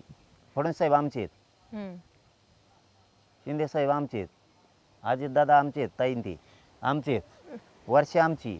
आम्ही जाणार त्याच्यावर वर बसणार. तुम्ही अंजरतात गोंजरतात आणि लगेच तोंडात मारून देतात. आणि नाही त्याच्यामुळे दिलं- लोकांना आहे ना आता काय झालंय, थोडं तुमच्यावरती जो ताळमेळ जो बिघडतोय ना तो याच्याचमुळे बिघडतो की तुम्ही आधी गोंजरतात त्यांना आणि मग पुन्हा त्यांच्याच तोंडात मारतात. झाले होते तुमची बी. आता आमचं म्हणून नाही का भाऊ? काय चुकलं भाऊ? आता फडणवीस साहेबाला आमचं म्हणलो होतं आम्ही, मग त्यांनी म्हणून आम्हाला तिथे गेलो आमचं आहे, बसून सगळ्यांना त्याचे अर्थ कळतात. म्हणूनच मी म्हटलं, तुम्ही म्हणले ना वर्ष आमची आहे, मग ती बरोबर ती जो मेसेज जायचा तो गेला. आपण आता मग आता मला सांगा, आम्ही जर फडणवीस साहेबाला एवढं मोठं म्हणून म्हणतो आमचं आहे, तर मग त्यांनी तिथं आम्हाला आल्यावर म्हणा रे आमचे पोर आहेत रे, माझ्या राज्यातले लेकर आहेत, बसा बसा असल्या पोरं बसा, काय अडचण आहे? आम्ही काय तुमचं काय एक बासन चोरून आणि तुमच्या परत चोरून तांब्या चोरून आणणार नाहीत, काही आणणार नाही. आम्ही तुमचा कप आणणार नाही तिथं चहा प्यायची, तुमची गोधडी उशी बी आणत नाहीत आम्ही, काही तुमचं सगळं तसंच ठेवतो ना. आम्ही तुम्हाला आमचं म्हणायचं, तुम्ही केव्हा शिकणार आहेत? जनतेला आमचं म्हणायचं. किती दिवस रक्त पेणार, किती दिवस रक्त पेणार भाऊ? आज आजच्या रेकॉर्डपर्यंत तुम्ही इतकं काही मीडियासमोर बोललेले आहात, इंटरव्ह्यूमध्येही बोललेले आहात. अपेक्षा एकच की हा माणूस आम्हाला भविष्यात मॅनेज झालेला दिसणार नाही. याला शब्दाला आधार माझा असा घ्या की तुम्ही जे म्हणता ना की आज माझ्याकडे कोटींची गाडी आहे, एवढा पैसा आहे, हे सगळ्या गोष्टीत आम्ही बघितलेत. या आधीच्या आंदोलनं, SIT, CBI, ED सगळ्या इन्क्वायरीनी पुढे जाऊन गोंधळले जातात. आम्ही आजचा पार्टीतला माणूस दुसऱ्या दिवशी दुसरीकडे पाहिलेला आहे. मनोज जरांगे पाटलांनी जितकं पेरलंय ते तसंच उगवलं तर ठीक आहे, नाही तर त्याच्यावर फवारणी दुसरी कोणीतरी मारली तर विषय संपणार आहे. तुम्हाला शब्द आहे, तुम्ही जे माझ्याकडून शब्द घ्यालात, तुम्हाला शब्द आहे, मी कधी मॅनेज होणार नाही, कधीच फुटणार नाही, फाशी घेऊन मरत, पण समाजाच्या लेकराला धोका नाही देणार. ही शब्द आहे माझा, तुम्हाला कधीच धोका नाही देणार. म्हणून माझा समाज बी मला सोडत नाही. मला सरकार त्रास देते, सगळी दुनिया देते, मराठा समाज त्रास होऊन देत नाही, तुटूनच आहे मागं. तुम्ही बघा आता 29ला मी जरी येऊ नको म्हणलो तरी 29-30 मी येऊ नको येऊ, त्यासाठी बार बार म्हणतो की टप्प्याटप्प्यानं सगळा महाराष्ट्र येणार आहे. आपल्याला पुढची एक लई मोठी लढाई करायची, त्यामुळं कारण ह्यावेळेस निर्णायक करायचे. पण तुम्ही माझ्याकडून जे शब्द मागताय तो मी शब्द याच्या अगोदरही मराठा समाजाला दिलेला आहे. मराठा समाज इतका हुशार आहे, त्याला कोणावर विश्वास ठेवायचा चांगलं कळतोय. मी मॅनेज होणार असतो तर ते मागच झालं असतं हे. आणि माझ्याकडे गाडी म्हणजे मी थोडी येते, ती नेहमीच नाही येऊन. गाडीचं पण जाऊ द्या, माझा पण शेवटचा शब्द देतो तुम्हाला आणि मोकळा होतोय मी. म्हणजे काय, तुम्हाला तुमचे प्रश्न विचारून म्हणत नाही, पण प्रश्नाचं उत्तर तुमचं आहे की माझा शब्द आहे, मी कधीच मराठ्याला धोका नाही देणार, कधी गद्दार नाही होणार, कधीच मॅनेज नाही होणार. यांच्या समाजाच्या लेकराचं रक्त विकून मी कधी कोणाच्या राजकारणात पदावर जाणार नाही. यांचं वाटोळ करून मला यांचेच पोरं सुखी झालेले बघायचे, तर हेच करणार. हे शब्द आहे माझा तुम्हाला. धन्यवाद. धन्यवाद.